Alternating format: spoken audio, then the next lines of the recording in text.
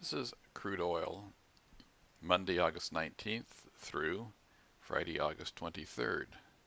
On Monday, in the second bar, we have this fuchsia colored stripe, which I've enabled to cover the entire chart so that I don't fail to see it. And it tells me don't trade today. So we didn't trade today. On Tuesday, we have a standard setup. Let's go over here. Here it is again. And the second bar breaks through, so that your trade there with this much drawdown. Blue bar is muscle. 2 blue bars is a lot of muscle. It usually means you're getting overboard. And this violet colored bar here means that you have gone far enough. Over here you have more exactitude in that the yellow bar here draws a green arrow, which means pretty soon we'll be out. Pretty soon means the other green arrow, which is right here, and it's always the 4th bar. 1, 2, 3, 4. And it's not quite the top. The top was actually the 3rd bar, but it's a pretty good exit.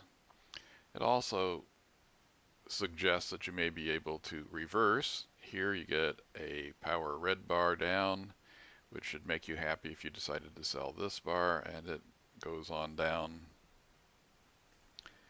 Hard to read down here. It's maybe exit. Oh yeah, you really ought to be getting out here. So you might choose to get out someplace in here, or even here, for 2 quite profitable trades on the day. The next day you have a setup, which, looking at just this bar, this chart, you get short, go back up here and get stopped out, then have to figure out whether you're going to get short here.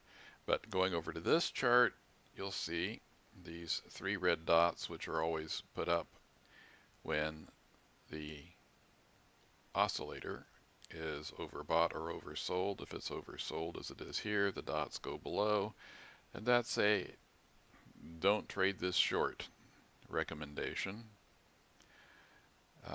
And we didn't, and we stayed off this trade completely.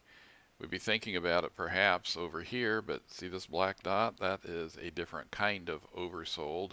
So we just simply were having nothing to do with this. Yep, it was a good trade. It was, what, 104.40-ish to 103.80 or below. So it was a pretty good trade, but it's not one that we took. On Thursday, we have another standard setup. And here what we see is just, yes, it breaks through, yes, it comes back, doesn't get to our stop loss line, and goes on up. Again, the violet bar is the second violet bar is, gee, this is a good time to get out. We just simply picked on the blue first target to get out, and rather than waiting for the close of the violet bar because we're cowardly. And you could have gotten there and a little bit more if you'd stayed with it.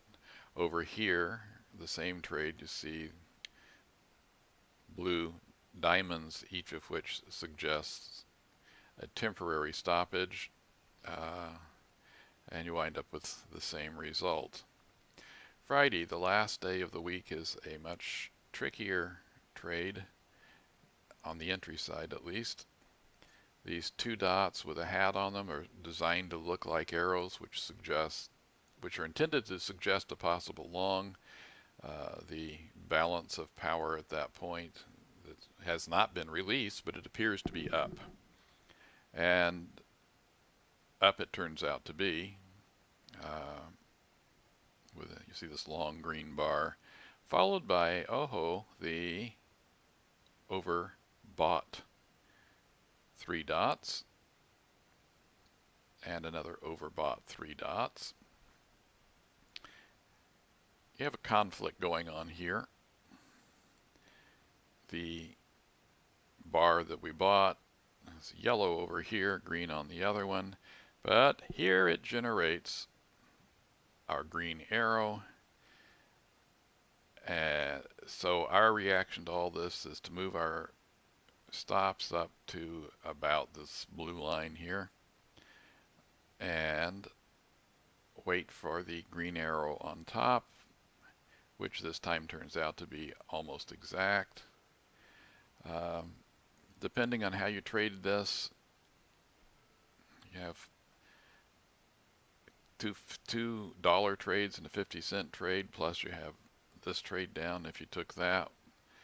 And here again, you can follow along the same lines of the green arrow, and after this bar short the breakout, meaning down, of this bar and hold it for 40-50 cents. So depending on how aggressively you traded the week, you might have ended up with $2 or maybe $3.50. That's a pretty good week.